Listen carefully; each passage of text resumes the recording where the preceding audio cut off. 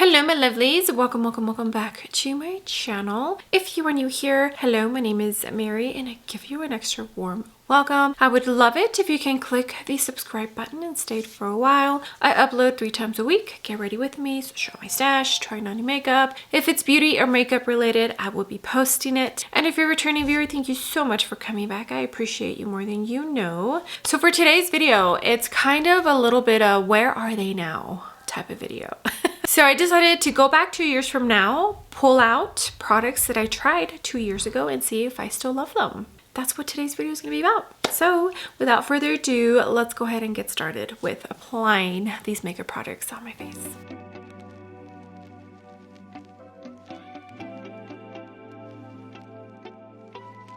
Okay, so we are in 2024, so I went back to the beginning of 2022. So from January 2022 until about mid-April are the videos that I looked. Now, I of course didn't pick every single thing that I reviewed because I post 3 times a week. That's a lot of products, if most of them are new products, but I did manage to pick a good list. First one is the Hourglass Vanish Primer. If you are an avid watcher of my channel, you know that I absolutely love this. I am about halfway through and the packaging, this did break, and I think I remember when I would watch, or I still watch her, but Babs Beauty, so Steph, her component also broke. I want to say a couple of months after she purchased this primer, which she also absolutely loves and still loves. It's a good one. It does keep my oils at bay decently. I do want to say though that the Gucci mattifying primer does a slight better job, but they do perform quite closely. But yes, I do still love this product. It is very much loved, as you can tell. Okay, next item on my list is from Charlotte Tilbury, and it is the Beautiful Skin Foundation. I have shade 6 Neutral. I did give this a pretty good review when I first bought it. I did use it, I want to say, for at least a month after my review, and I still enjoyed it. I just haven't really picked it up. And I want to say the last couple of times that I did pick it up, I mixed it in with my Charlotte Tilbury Airbrush Flawless foundation. Just because, more than likely, it was probably during summer. A little bit glowy, you know. It is a very hydrating foundation. So keep that in mind if you're planning or if this is something that you are interested in. It's pretty hydrating. This is not something I would want to wear for like 8+ hours. This is something that I want to look beautiful for maybe up to 5-6 hours, and then I know it's gonna come off. I hope that makes sense. It's a good one, just not my absolute favorite. Let's go ahead. I think I'm gonna mix the two, but let me grab a sponge because I feel I prefer how it looks using a sponge. So please hold. Okay, I have a mixture of both. I used more of the Beautiful Skin Foundation than the Airbrush Flawless because I do feel like that one is a full coverage kind of dealio. Wet n Wild sponge.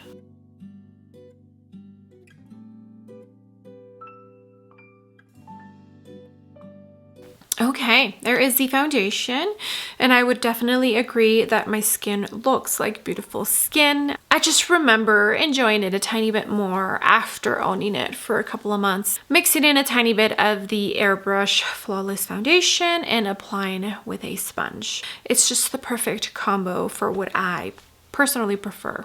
Okay, so for concealer, I do have some options. I went ahead and added on my list the KVD concealer. I am pretty sure this is the first product I purchased from KVD after the original owner sold it and was no longer part of the brand. I think this was the first venture into the brand post controversial owner.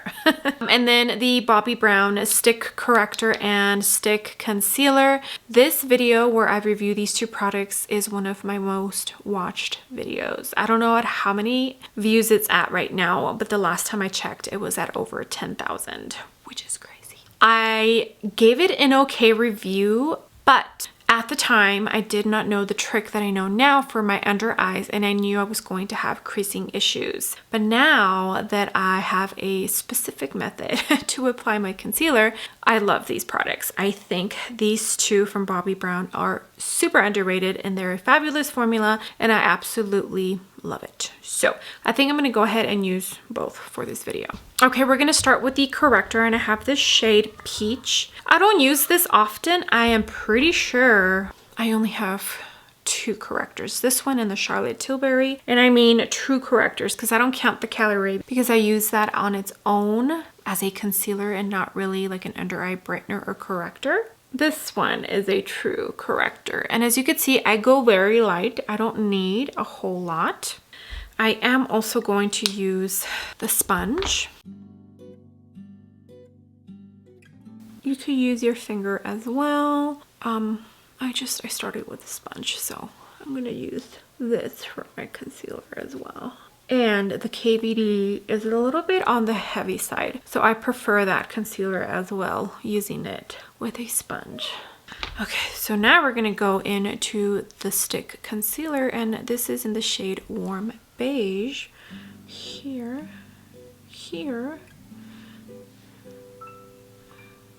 And then if I need a tiny bit more, I'll go into the KVD. But yeah, these blend in right into my skin. Even more seamless with your finger. Okay, now a tiny bit of the KVD. I have the shade Medium 131. It's just a little heavy for my liking, that's all. Since I'm using a sponge, it shouldn't get too heavy, I don't think.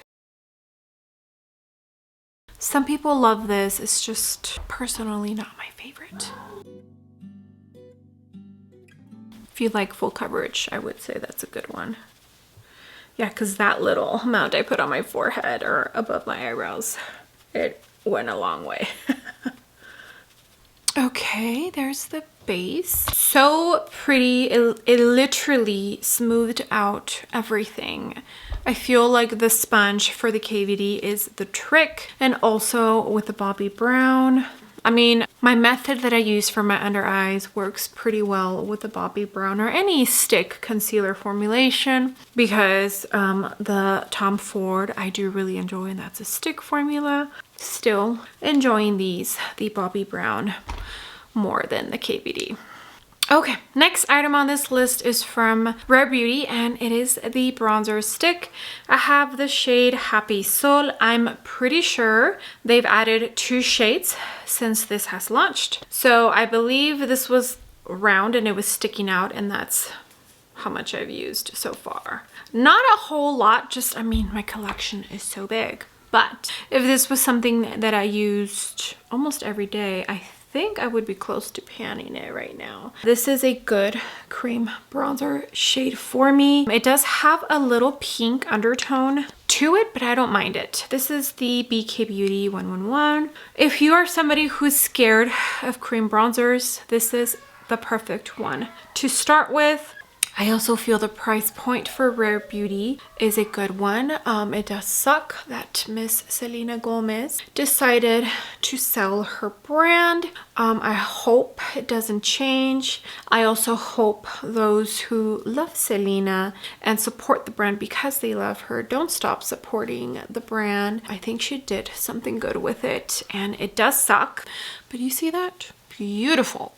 Okay, next thing on this list is from Danessa Myricks, and it is her Yummy Skin Balm Blush. Jubilee is the shade I have. I feel a lot of people were excited about this. I do really enjoy the balm powder. It keeps my oils at bay so well during the summer, and this is the same exact formula but in a blush. Very pigmented. I'm gonna use this BK Beauty Nikki LaRose N17. I am still really enjoying this product. It's a good one. And you don't have to set it down if you don't want to. And you can also put this on top of powder. It dries down. It's a really, really good formula. I think she did a fabulous job with this.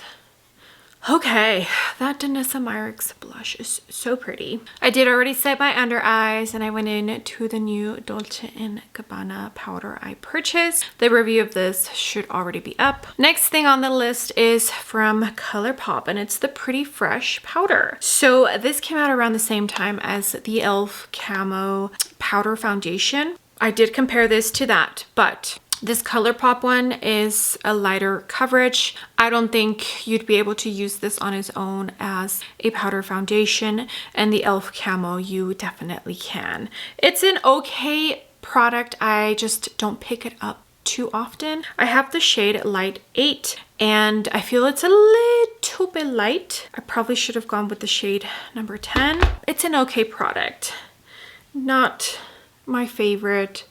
There is definitely much better options out there, and that's probably why you don't pick it up, because it didn't wow me the way that other powders have, you know? This is the Enoki brush from Sonia G.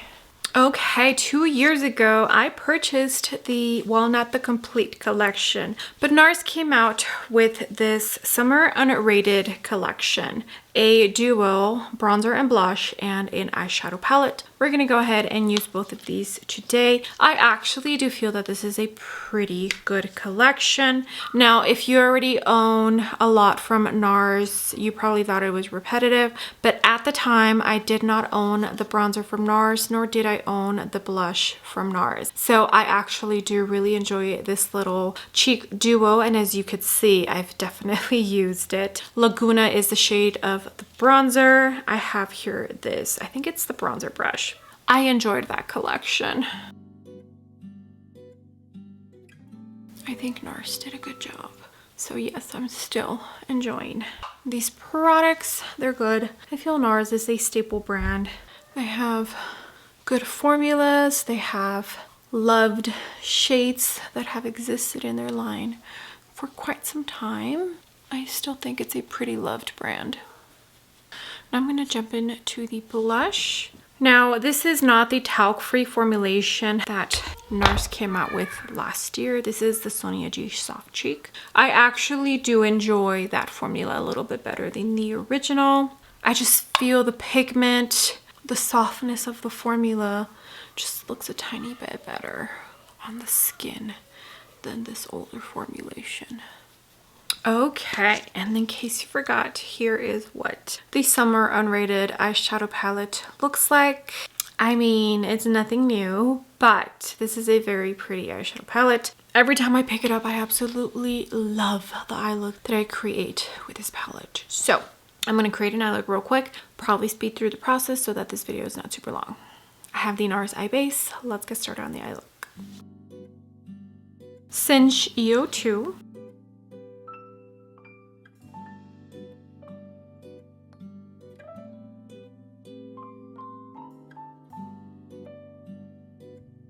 BK Beauty 202.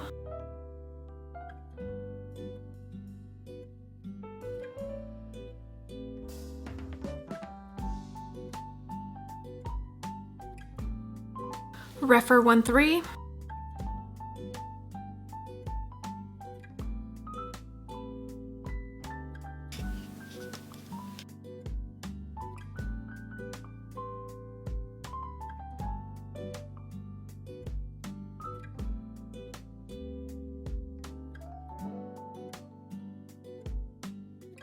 MAC Fix Plus, BK Beauty 207.